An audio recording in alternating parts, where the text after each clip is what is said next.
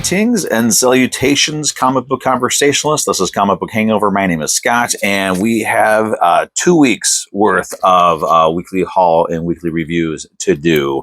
I didn't have a video last week because for whatever reason I got something and wound up losing my voice. And since I don't know sign language very well, I figured it'd be best to just hold off on a video, come back, do it, skip a week, and then come back and do the 2 weeks worth. That way you guys could hear me, and I'm not straining my voice. It was bad. It was pretty bad. But other than that, I'm doing much better now. We did have a storm come through a couple of days ago, and with that storm, we had a tree fall on my dad's shed and smashed my nephew's car. So day before yesterday, I spent a little bit of the day with a chainsaw up on there, just chopping it up. And today we wound up patching, just like there's only like 2 or 3 holes. The shed did really well, did better than the car, which I'm not surprised because my dad built the thing, and when he built things like that, he built them to last. So, other than that, we're back on track. So let's get into the comics. I have decided that I am going to be trying to get back into the format that I used to do back when I started doing these videos. And what that means is I'm going to be doing weekly haul and then some reviews of the previous week's books. I'm going to do it this way in hopes to get my videos back on a Wednesday or Thursday posting, because having them so late in the week, I think it's hurting views.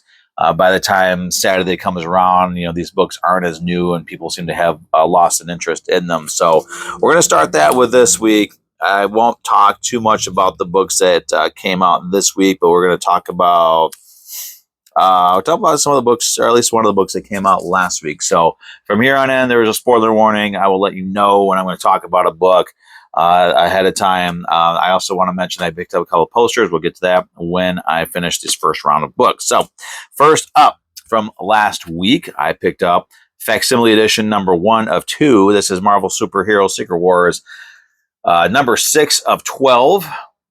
Regular cover, because that's all I'm getting for these Secret Wars. I'm just actually for facsimiles in general, I'm just getting the regular cover, with the exception being Omega Med number 3, the first appearance of Lobo. They did the foil cover, so I had to grab that. Whatever. But as always, like I say, when you're getting a Marvel facsimile, you're going to want to look at the price, the UPC, and the Marvel logo. So if you see them like this, like I said, the UPC is always going to be a slim, and it'll hug the side of the book. The price, this was not a $5 comic. I don't know why it's a $5 reprint, but anyway, I got it. There's that.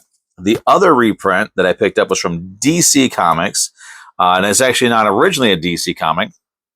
It's originally an EC comic, but they're able to do this because DC owns Mad Magazine, which means they also own, apparently, the rights to the Mad comic book. Back in the 50s, when Mad started, it was a regular comic book, a full-color comic. It became a magazine, a full-size black and white magazine, to sort of get around the Comics Code Authority so that they could still do what they wanted to do with it, but not have to cater to the Comics Code Authority and not have to cater to a lot of the rules and restrictions that were being placed on EC Comics back in the day. So Mad is actually the only remaining EC book that's still in print right now. But I like this because this is a DC book. I didn't even look at the back to see. Yeah, it's kind of cool. On the back of DC facsimiles, they always put the UPC and the DC logo on the back. But I think it's kind of interesting is on the front, since this is an EC comic, they put the EC logos. They kept those on there the way they were originally. So, and this is one of those books I've always wanted to get. I've always wanted to get a copy of Mad number 1. And my friend Cody actually got Mad number 1, an original. I'm going to settle for the reprint because that's all I can really get. Next up, because I always seem to get a Godzilla book every week, I should check. I've been writing down the books that I've been getting as they're coming out. I should check to see how many weeks so far this month I have not gotten a Godzilla book. But this week's Godzilla book is Godzilla Rivals Mothra versus Hedorah, or Hedra, however you want to pronounce it. Another one of these one-shots. I think these one-shots are actually starting to form a narrative. they're starting to reference previous Godzilla rivals, but I always get those. I love those. And the last one I picked up last week was Scarlet #1. Now, this one I do want to talk about. So here's your first spoiler. Spoiler warning. So before I read this, I read some reviews. I read some headlines and stuff online, and it seemed like people were saying that this was the first miss of the Energon universe. I was like, okay, let's check this out. I'm going to do it anyway. Let's see what this is all about. So I read it a couple of nights ago, and I don't think it's a miss. I really enjoyed it. It establishes Scarlet. It establishes her relationship to other characters like Jinx and Snowjob. It establishes it's beginning to establish who she is and where she is in the world of this version of G.I. Joe. And it's really kind of developing her character. So this book is performing its duty on a number of different levels, and I think it's doing a great job of it. So I would say if you're hesitant to buy the book, just keep in mind that this is the beginning. This is just like Duke #1. It's like Cobra Commander #1. And I think next week's Destro #1. This is the beginning. It's only the first issue. We got 5 issues in this miniseries. Give it a chance. I enjoyed it.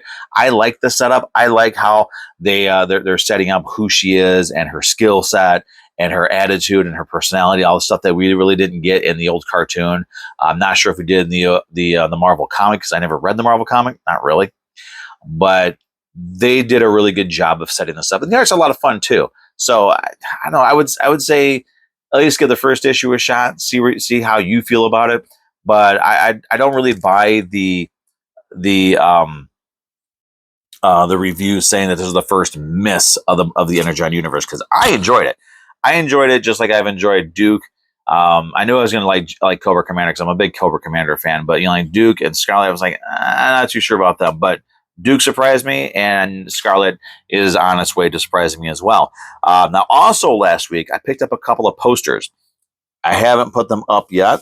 I decided to do Web of Spider-Man #1, but I got 2 posters. The first one is the Dazzler facsimile reprint poster.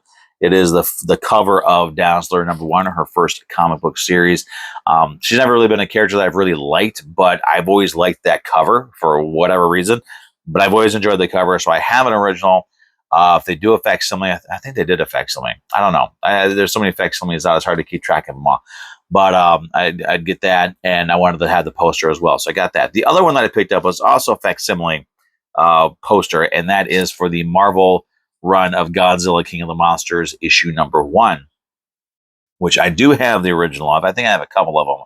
And I've got the Marvel Essentials of Godzilla King of the Monsters, and they're going to be doing a reprint, facsimile edition. I'm getting the regular, and it's going to be the second facsimile where I'm getting a variant cover, and it'll be the foil cover because it's Godzilla, and I got to have it. So I got those 2 posters, and we'll start putting those up soon. They're in the rotation. So I think the Godzilla one, maybe I'll wait until I get a week where I'm getting no Godzilla comics, and I'll put that poster up. So that's that.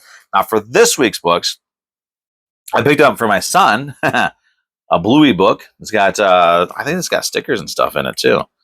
No stickers, but it has a How to Draw a Bluey and Bingo on the back of it. He's a big Bluey fan. He's 2 years old, but he loves Bluey, so I figured I'd grab that. Facsimiles. We did get some facsimiles for this week from DC. Gotham by Gaslight.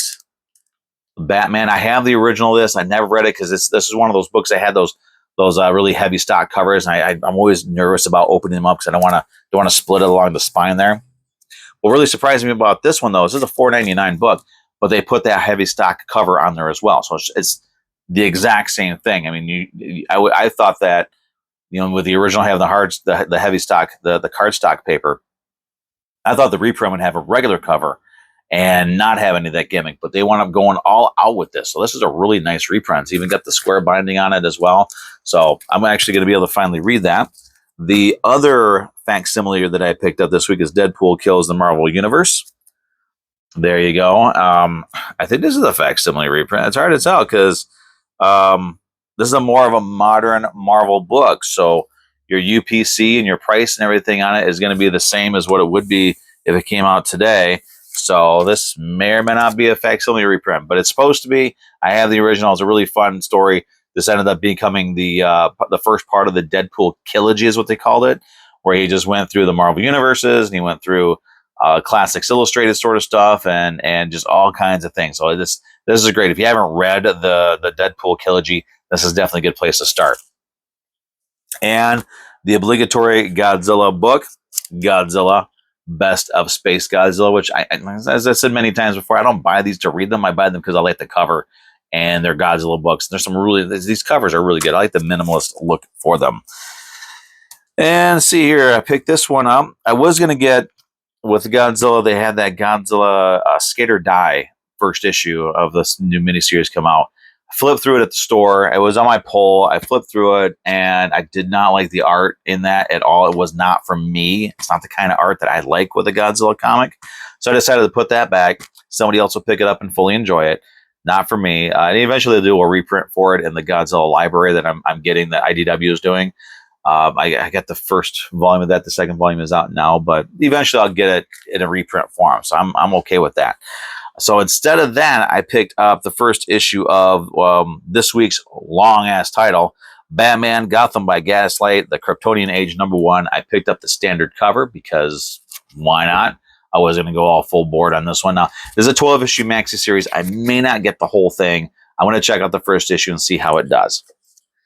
And the last book that I picked up this week, Transformers #9. I got the variant cover with Shockwave on there because he hasn't been on the cover yet, and Shockwave is one of the creepiest Transformers to be created, and I like to have a cover with him on there every once in a while. So there is that, and incidentally, this is also going to be my cover of the week. And I just noticed that's Cup's head that he's holding there. I like that.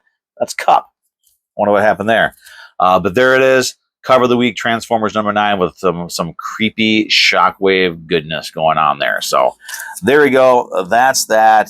So again, next week, Wednesday or Thursday, videos will be moving to those days now. This whole Saturday experiment just wasn't working very well. I realized that when I did my video last week, or the week before last, and I posted on Wednesday, it got more views than what my videos usually get. So I'm going to put them back on Wednesday. I think there's just more interest in the comics, in the new comics on Wednesday, and it kind of leaks over into Thursday. But by the time you hit Friday and Saturday, the interest is kind of dead. So there's no point in doing it that way.